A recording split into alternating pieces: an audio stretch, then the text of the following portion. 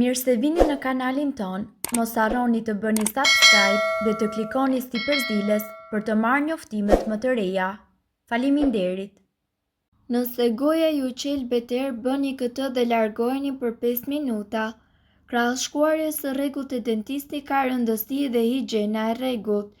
Era e keqe është vërtet problem i pakëndshëm shëndetësor, me të cilin askush nuk dëshiron të ballafaqohet.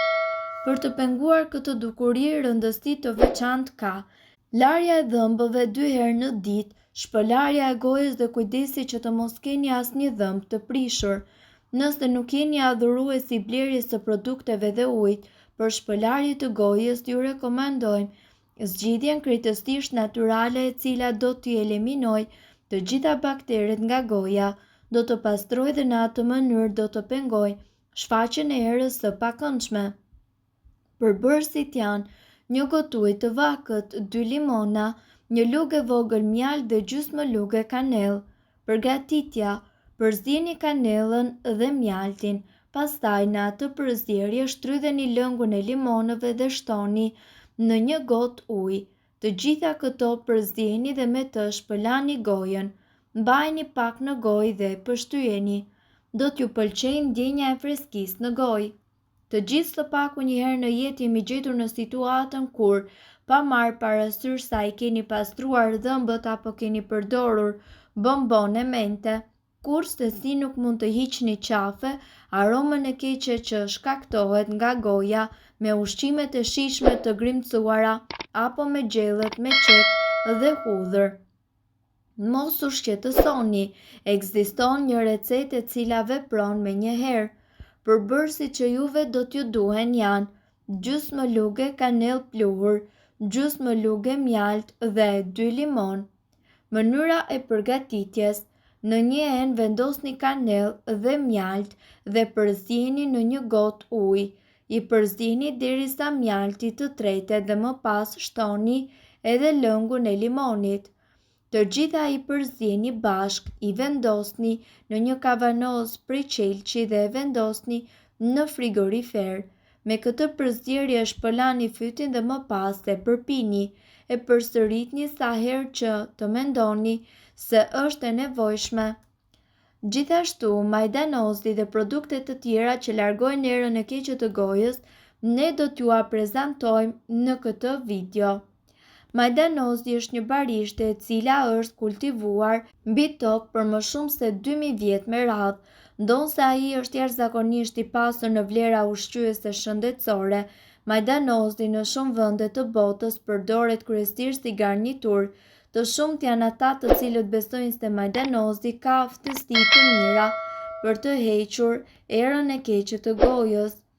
Ngjyra e ndezur e majdanozit vjen gjithashtu si pasojë e niveleve të larta të klorofilit, një përbërës i cili lufton bakteret dhe ka aftësi aromatike, që në vitet 50 u zbulua se një sasi prej 100 mg të këtij përbërësi neutralizonte erën e keqe të gojës, djersës, menstruacioneve, urinës dhe jashtëqitjes.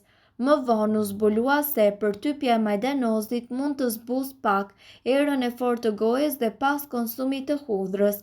Kurat të tjera kundër erës së keqe të gojës. Përveç higjienës së mirë dentare, sipas studimeve, rezulton se turshit janë të mira kundër erës së keqe të gojës.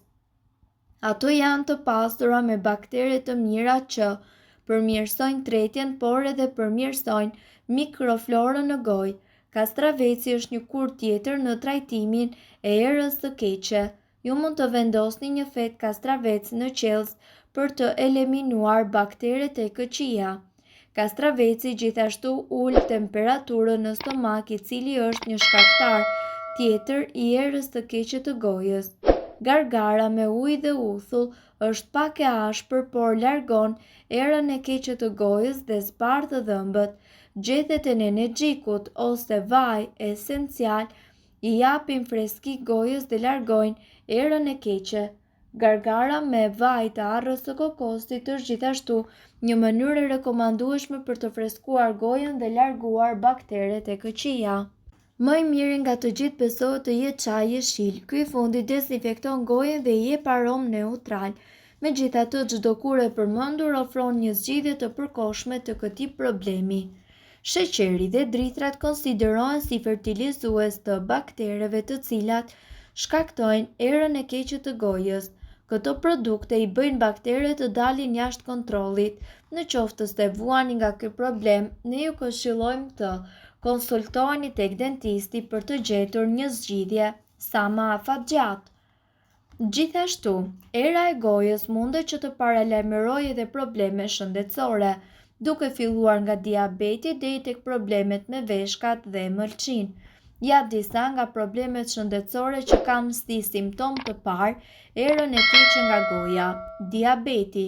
Nëse fryma juaj ka erë të ngjashme me frutat e kalbura në acid, do të thotë se trupi po përdori yndyrrat për energji në vend të sheqerit glukozës.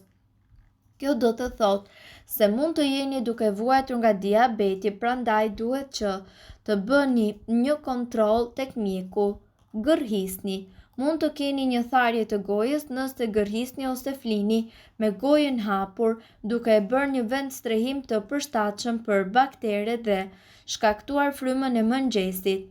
Jeni më të rrezikuar që të gërhisni nëse flini me shpinë, prandaj flini në njërin anë. Ushqimet e mbetura në dhëmb gjithashtu munden që të shkaktojnë zhvillim të baktereve. Një larje e mirë e dhëmbëve para gjumit është patjetër e nevojshme. Sëmundja e mishrave të dhëmbëve. Nëse keni një shije metalike në gojë, mund të jeni duke zhvilluar baktere rreth dhëmbëve, të cilët çojnë në inflamacion dhe infeksion.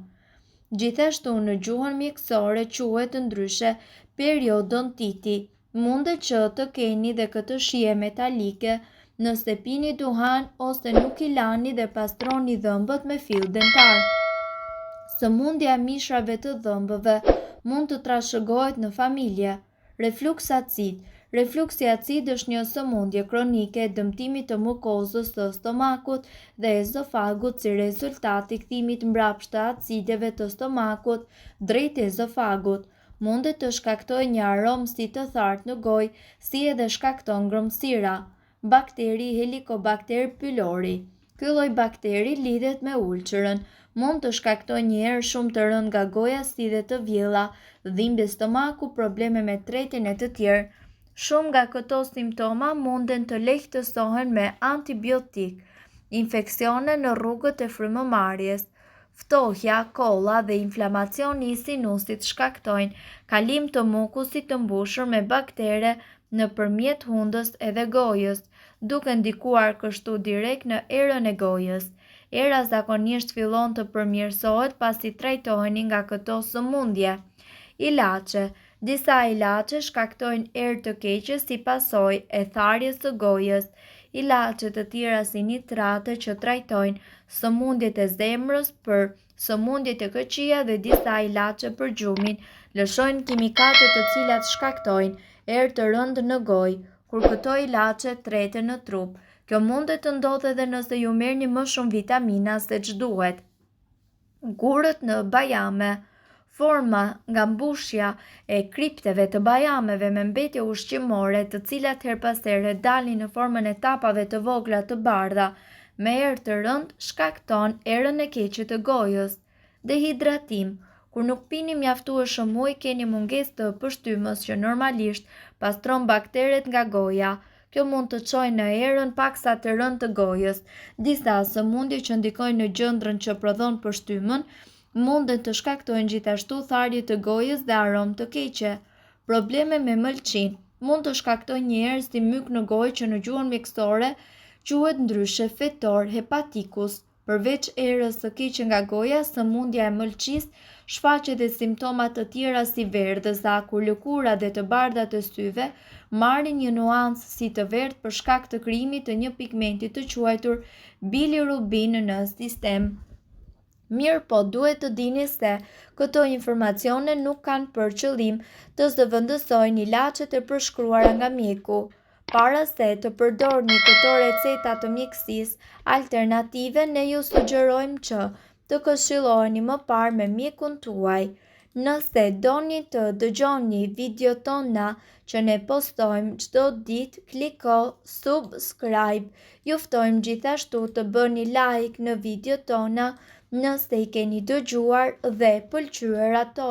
Faleminderit që e pat videon ton. Shpërndajeni këtë video në profilin tuaj në mënyrë që të informohen edhe shokët tuaj. Faleminderit.